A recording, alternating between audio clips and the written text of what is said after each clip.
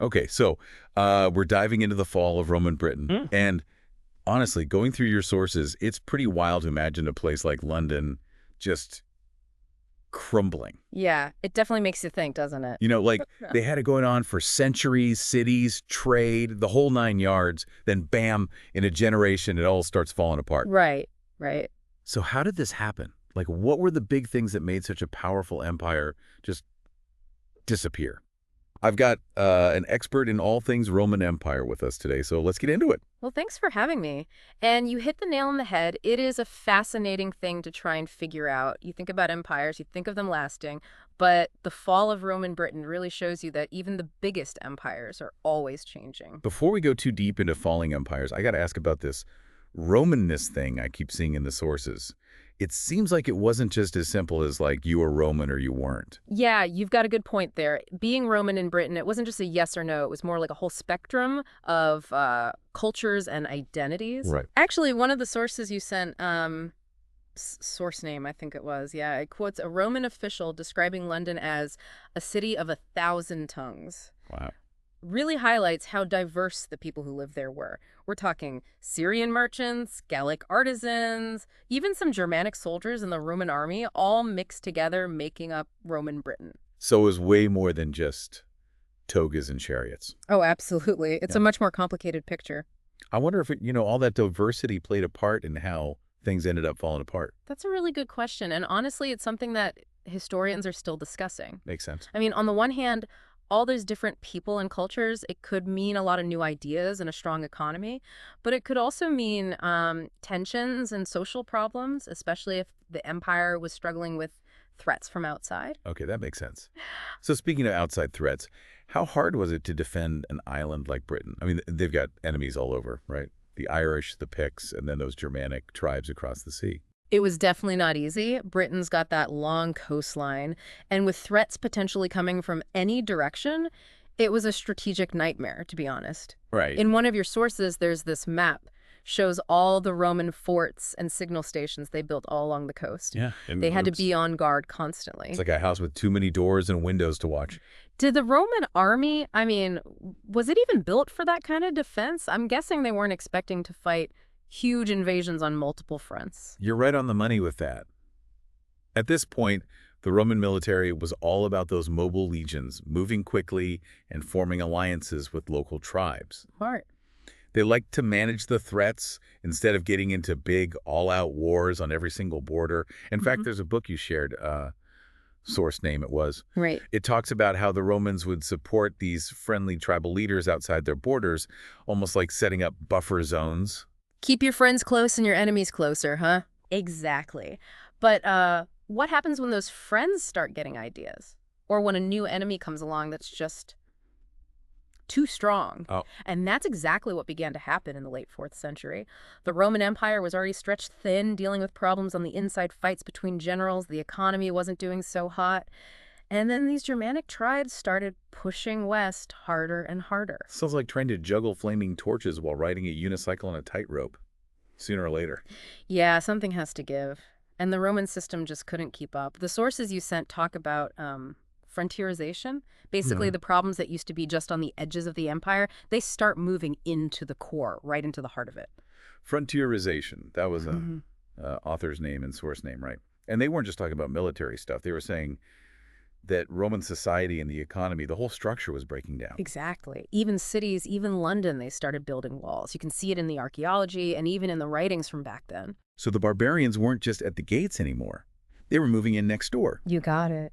And then comes this major turning point, the year 410 AD. Yeah, 410 AD. The year the Roman emperor basically says to the Britons, good luck, you're on your own now. That's what a lot of people say, but looking at your sources, it's actually a bit more complicated than that. Okay. You see, the decision to pull the Roman troops out of Britain, it wasn't this sudden thing like a light switch. Right. It was more like they were admitting what had already been happening for decades. That article from SourceName, it highlights how things were already changing between 350 and 400 AD. Less trade, simpler stuff being made and used, and this feeling of isolation. So even though 410 was the official breakup, the relationship had been going downhill for a while. Perfect analogy. And after 410, Britain, Oh. well, it was a time of huge uncertainties. Makes sense. Roman authority was gone, and it was like this power vacuum that all these different groups wanted to fill, both the Romano-British people and the new migrants. Is that when we start seeing those legendary figures pop up? Like that Age of Arthurs that one of the sources So mentioned? you're getting a little ahead of us there, but yeah, you're on the right track. When Rome's power went away, it created the perfect chance for strong men to rise up. Basically, warlords fighting for control. You know, that reminds me of the account in Source Name about that villa in location. The archaeologists found all this evidence that the people living there, they had to start fortifying their home, learning how to fight. Sounds like that was happening all across Roman Britain. It's a great example. It shows how drastically life was changing for a lot of Britons during this period. Yeah. The world they knew, a world where Rome was in charge, where things were relatively peaceful and prosperous, it was disappearing, and fast. It must have felt like everything was being flipped upside down. And that makes me think about another source name. It describes all these Germanic-speaking people coming into Britain around this time. But it wasn't just a straight-up invasion, right? Not at all. This wave of Germanic-speaking people coming into Britain, it was much more complex than that. It wasn't just a sudden attack. Right. Your source talked about something called chain migration, where the first groups, maybe former soldiers or people who had been hired to fight, they'd send word back home about all these opportunities in Britain, and that would lead to more and more people coming over. So not a tidal wave of invaders, but Yeah. more like a rising tide that slowly changes the whole coastline. Hmm. I'm curious about what happened to the Romano-British people who were already there. Did they all just disappear, or did they adapt to this new way of life? That's a really great question, and it's something we're going to talk about more in the next part of our deep dive. Looking forward to it. But I'll tell you this. Roman Britain changing. It wasn't just wiping away the past. It was this complex process of cultures mixing, sometimes clashing, and people adapting. Right. It's what eventually led to the rise of a whole New England. That's where it gets really interesting, right? The end of one era and the beginning of another. We'll be back in a bit to explore how Anglo-Saxon England emerged and talk about what Roman Britain left behind. Don't go anywhere. It's amazing when you think about it, how fast those systems in Roman Britain, the trade networks, the military, even just the everyday stuff, how quickly it all disappeared. Like, the archaeology shows this huge drop in imported goods from the Mediterranean. You know, things like wine and pottery. Yeah, it's almost like watching a time-lapse video, seeing centuries of progress just vanish. And it makes you think about the people, right? We talk about these big historical events, but what was it actually like for people living through it all? It's a great point. We can't forget about that human side of things. For the people actually living through it, it wasn't just about empires falling. It was about having to figure out a whole new way of life. And I think that's what makes this period so interesting to me. It's not just about emperors and generals making decisions. It's about everyday folks trying to survive in a world that's changing all around them. Some of the sources you sent, they had these personal stories, little glimpses of what people were dealing with back then. Absolutely. And one of the sources you shared, it was a collection of letters translated in source name, if I remember correctly. There's this one account from a Romano-British farmer, and it's pretty powerful. He talks about how hard it was to get basic supplies after Roman trade fell apart. Oh, wow. He misses having access to all those Roman goods and how he had to adjust to a much more local economy where things were a lot less predictable. It's a good reminder that history is really about people, about all these individual experiences, Yeah. big and small. Exactly. And when it comes to Roman Britain, we're missing a lot of those individual stories. The written records from that time are pretty scarce, so we only get these little peeks into what life was like back then. But that's where archaeology comes in. It gives us clues about everyday life during these turbulent times. Yeah, the archaeology is like trying to put together a puzzle, right? Using bits of pottery and their ruins of buildings, even skeletons to tell a story. It's a totally different kind of history, a history that's told not through these big narratives, but through those little details of how people lived. Exactly. And what those pieces tell us is that Roman Britain didn't just collapse all at once, everywhere. Different areas experienced it in different ways, which led to, well, a pretty diverse range of outcomes. So it's not like Rome falls, everyone goes back to living in mud huts. Not at all. In fact, your sources pointed out some really interesting regional differences. For example, out west in Britain, some communities managed to keep a surprising amount of continuity. Really? Yeah, they kept trading, even if it was on a smaller scale, with places in the Mediterranean, and they held on to parts of Roman culture for centuries. That's fascinating. It challenges this idea that Roman Britain just suddenly ended. It seems like things were a lot more complicated, with different communities experiencing the change in their own way. Do you think this regional variation, did it play a role in creating those distinct cultural identities we see in post-Roman Britain? It's definitely possible, and it's worth looking into more. While some groups were holding on to those pieces of Roman civilization, others were embracing new influences. The sources you gave me talked about the growing presence of Germanic-speaking people, not just as raiders or mercenaries, but as settlers, people putting down roots and starting new communities. That's a good point. We always hear about those Anglo-Saxon invasions, but from what I'm gathering from these sources and from your expertise, it seems like a much more gradual, less dramatic process, like that chain migration we talked about earlier. It really seems to have reshaped the cultural landscape. Absolutely. And as these new communities formed, they brought their own languages, customs, traditions, all that. Latin, which was once the big language of government and trade, it slowly started to be replaced by languages that would eventually become, well, English as we know it. Wow. It's incredible to think that a period with so much chaos and uncertainty that it actually laid the groundwork for such a huge change in language. Shows you how adaptable language can be and how resilient human culture is. You got it. Even when things are changing drastically, people find ways to rebuild, find meaning and purpose in the midst of the chaos. The fall of Roman Britain, it wasn't just destruction and loss, it was also the birth of something new, something completely unique. And for Britain, that something new wasn't just a copy of what came before. It was this unique blend of Roman and Germanic influences, born out of a world in transition, almost like taking a recipe, changing up the ingredients and getting a whole new dish. I'd love to explore this more, see how Anglo-Saxon England came about, and how all these different cultural influences came together to create a new identity for Britain. That's a perfect way to move into the next chapter of our deep dive. As we go forward, we're going to see how those ghosts of Roman Britain stuck around, shaping the politics, the society, even the culture of this island nation for centuries to come. The echoes of the Roman past ringing out into the future. We'll be right back to unpack this fascinating transition and discover what Roman Britain left behind. Stay with us. Hey. So we're back, and we're moving from the collapse of Roman rule to the rise of Anglo-Saxon England. And it feels less like, a sudden break and more like a gradual shift, like the Roman influence just kind of faded out but still left its mark on what came next. Yeah, I think that's a really good way to put it. It's kind of amazing how, even though the Roman Empire in Britain was gone, its legacy, it really stuck around and continued to shape things. Think of it like a cultural echo reverberating through society. I like that.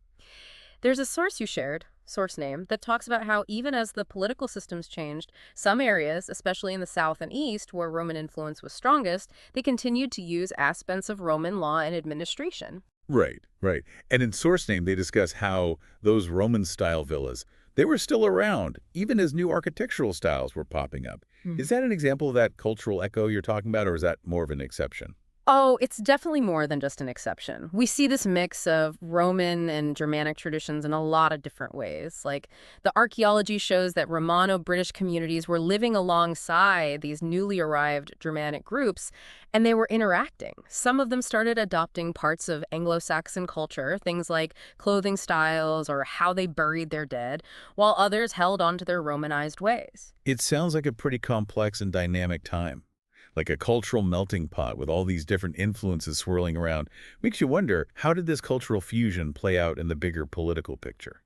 Did it lead to more conflict, or did it help bring people together? That's the million-dollar question, and the sources you gave me, they offer some interesting hints. You pointed out the stories about figures like Vortigern, that a supposed Romano-British leader who supposedly invited Germanic mercenaries to help fight off threats from the north. Yeah, those stories, even if they've been exaggerated over time, they give us a glimpse into a world where alliances were constantly shifting and everyone was fighting for power. Was it common back then for enemies to become allies? Or was this just a desperate move in desperate times? Well, it was definitely a time of political maneuvering, that's for sure. Mm-hmm. When Roman authority collapsed, it created this power vacuum, and all these different groups, both Romano-British and Germanic, they all wanted to fill it. Right. Alliances were fluid. They could change depending on the situation, on what was best for each group. Right. It wasn't unheard of for former enemies to team up, at least for a little while, if they had a common enemy. Sounds a bit like a game of chess, with everyone trying to outmaneuver each other to get the upper hand. So, in the middle of all this chaos, how did those kingdoms that would eventually become Anglo-Saxon England? How did they emerge? Well, out of all that chaos, these smaller kingdoms started to take shape, each with its own ruler, its own ambitions, and often its own unique blend of Roman and Germanic influences. One of the sources you found, source name, it emphasizes that these early kingdoms, they weren't just copies of Roman provinces, they were something new, formed by the unique circumstances of that post-Roman world. And that same source talks about how those big Roman cities declined and new types of settlements started popping up, like those timber halls we discussed earlier. Did that change in architecture? Did it also reflect a bigger change in how power was structured in this new Anglo-Saxon world? Absolutely. Those grand Roman buildings, symbols of imperial power, they were often abandoned or repurposed. One example from one of your sources is the basilica at location. Seems like it was converted into a workshop, which suggests a move away from those Roman administrative functions. It's almost like the buildings themselves show that shift, Yeah. from the permanence of Roman rule to this more adaptable nature of these new kingdoms. That's a really insightful connection to make. It really highlights that this wasn't just a change in leadership, it was a fundamental shift in how society was organized. Yeah. The Roman way, with all that central control and those standardized systems, it gave way to something more local, more flexible. But this Anglo-Saxon England, it wasn't just about rejecting everything Roman, was it? The sources show some pretty intriguing instances where Roman culture continued, and where the Anglo-Saxons selectively took on certain Roman elements. Exactly. The Anglo-Saxons, they adopted the parts of Roman culture that they found useful. A big example of this is Christianity, which spread pretty quickly across Britain during this time, often blending with the existing pagan beliefs. You can read about it in source name. Sounds like a fascinating cultural evolution, with elements of both Roman and Germanic traditions coming together to create something totally new. Do you think this adaptability, this willingness to take bits and pieces from different cultures, do you think that was a key factor in Anglo-Saxon England's success? It's a very strong argument to make. This fusion of traditions, it created this rich cultural tapestry, and it may have given people a sense of shared identity during a time of such massive change. It's really amazing to think about how the foundations of English culture, how they were laid during this period of transition and upheaval. Out of the ruins of Roman Britain came a New England, shaped by both Roman and Germanic influences. And those influences, they're still around today. If you look closely at the sources you gathered, you'll see it in the place names, the archaeological finds, even in the structure of the English language. It's a great reminder that history isn't just a bunch of dates and names. It's something that's still alive, still shaping our world and how we understand who we are.